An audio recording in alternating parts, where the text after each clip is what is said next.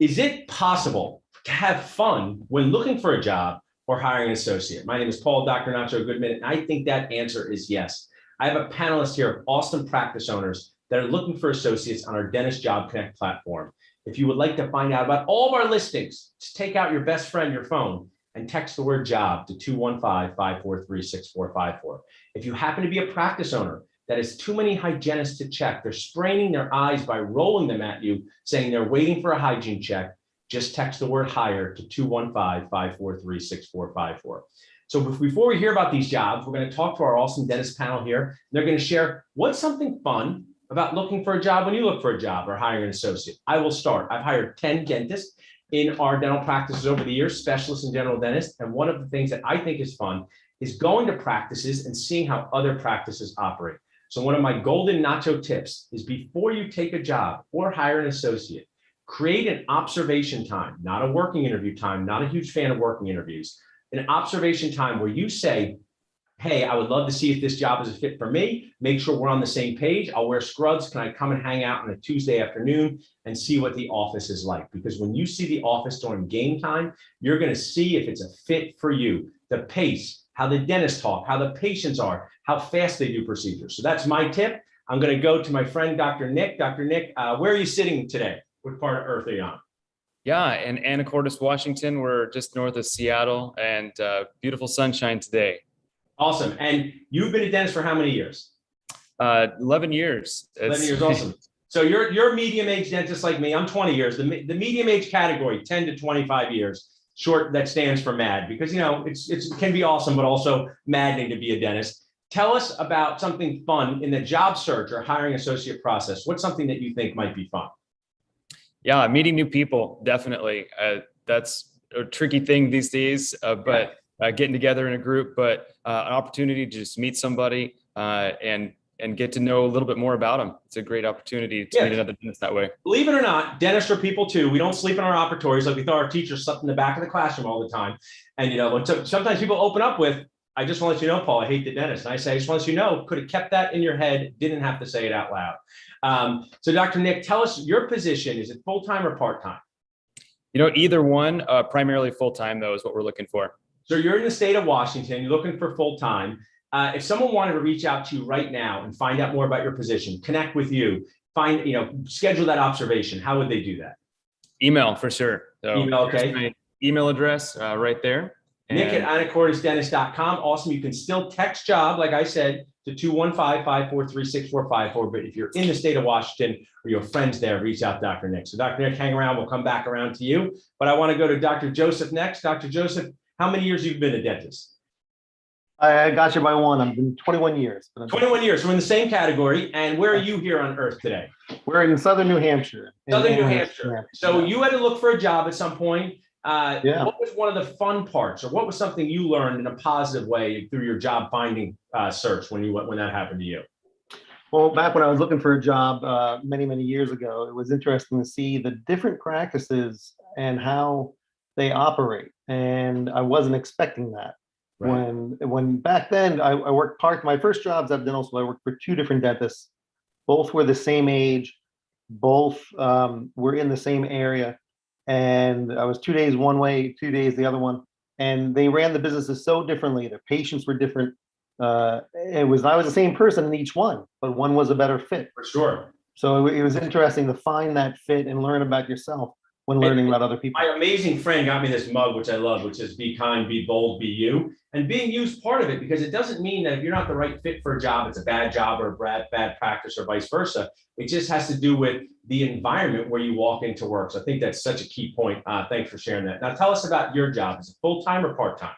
We're absolutely looking for a full-time dentist where we are.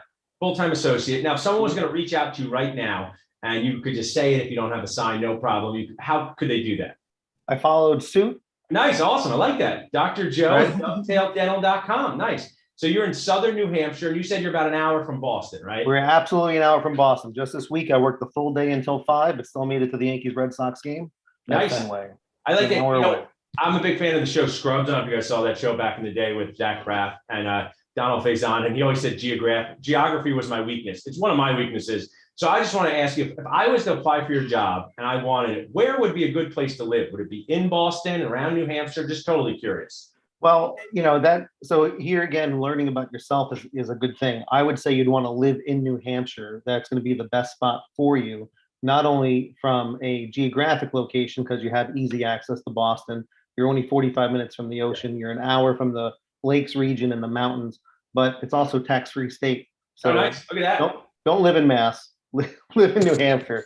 Avoid the taxes. I always think, I would bring this up at this time. I live in Center City, Philadelphia. I love history, but the way dentistry works is truly nacho nuts with our state licensing. I think a lot of this would be easier if we just had one state license like doctors do. I really believe that's one of the things holding us back, costing all of us money, costing all of us stress. And I think if patients understood that it's costing them the ability to get dental care delivered, because as what I do, sometimes I hear some really, unfortunately, brutally horrific stories, dentists being injured, dentists dying suddenly, and they say, oh, I could get someone to work there, but if you don't have the state license for that state, it's a big challenge. So thanks for sharing that, Dr. Joe. Michelle, Dr. Michelle, tell us how many years have you been a dentist? I've been a dentist 14 years. Awesome. So you're in the MAD. We're all MADs here. That's our medium age dentist, MADs. Yes. Tell us what was fun for you about going through the job search process? Basically just going to different practices and seeing where I would fit in. Yeah. And just interviewing and meeting different doctors as well. What's something that you noticed when you went to these offices? What's something that made it a good fit? You said, oh, this feels right. Is it a concept? Is it how the people talk to each other? Is it the philosophy of dentistry? What were some things that made it a good fit for you? Basically the patients, the location, and just seeing how the practice was run. Yeah. I mean, one of my coaches who's great, practice management coach, he said, what you should do is, when you go to an office, go like 10 or 15 minutes early, just sit in the waiting room and just see how people interact. And it just gives you a great preview into what you're going to see behind the scenes. So Michelle, if someone's reaching out to you guys, now, where are you right on earth today?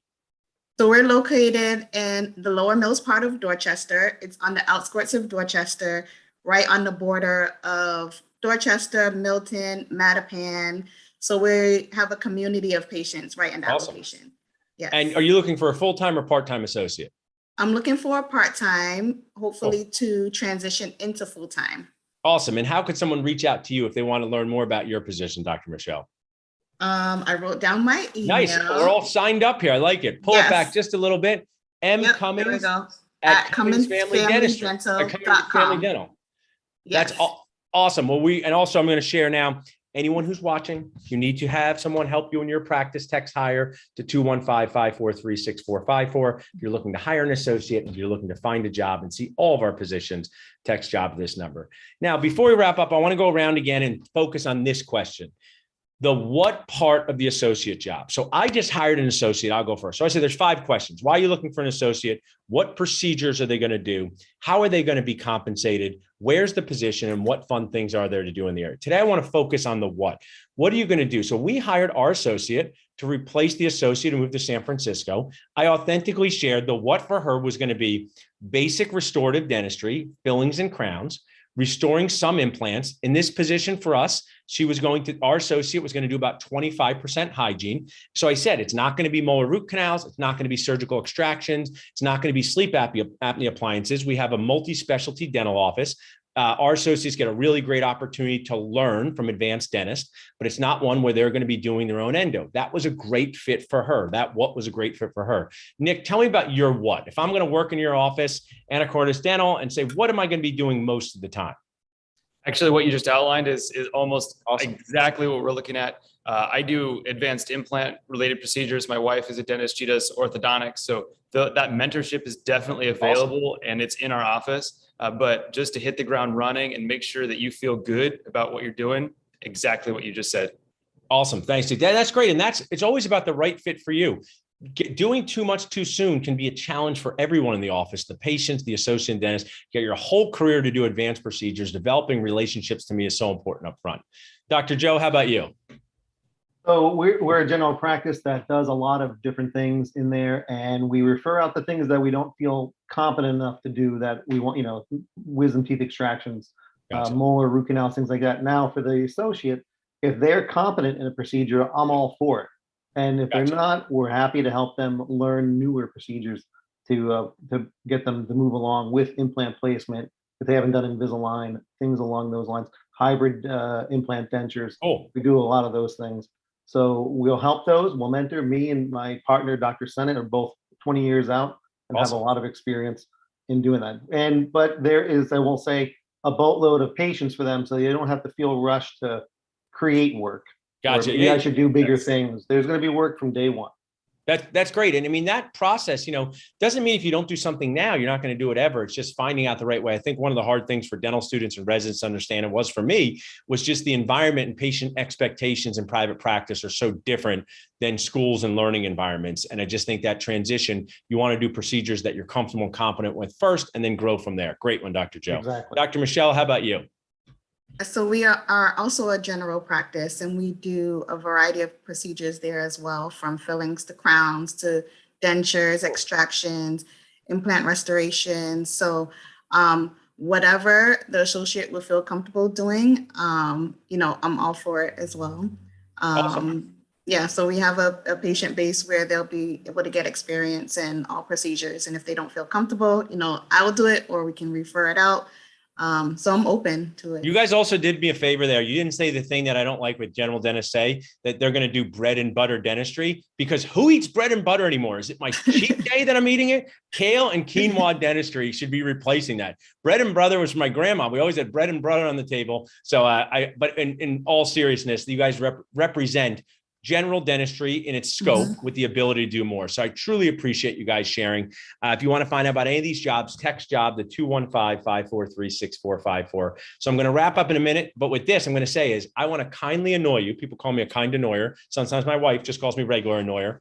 Kindly annoy all three of you and all of you watching in, whether it's live or on demand, to comment more on our Dental Nachos Facebook group. It's a virtual community with currently 35,000 members. So just saying, great case, that's interesting, I like tacos, things like that, gets you seen as a friendly community member. So when you're looking for a job, people will know you as someone who contributes. I want to share this. If someone sat down at Thanksgiving dinner, Joe, and tried to sell you Girl Scout cookies in the first minute, that would not be a comfortable experience. But if they met you and they talked to you and they talked about the Yankees and the Red Sox and liking the Red Sox better, and said at the end, you know what, my daughter's selling Girl Scout cookies. She's trying to sell 2 boxes to each person. Would you consider it? You would be much more apt to consider it at that time because you developed a relationship. Some of my social media advice is people blast into social media, Instagram, Facebook, and they only talk about them. They say, I need an associate, I need a job, out of the blue. When you spend the time to share with the community,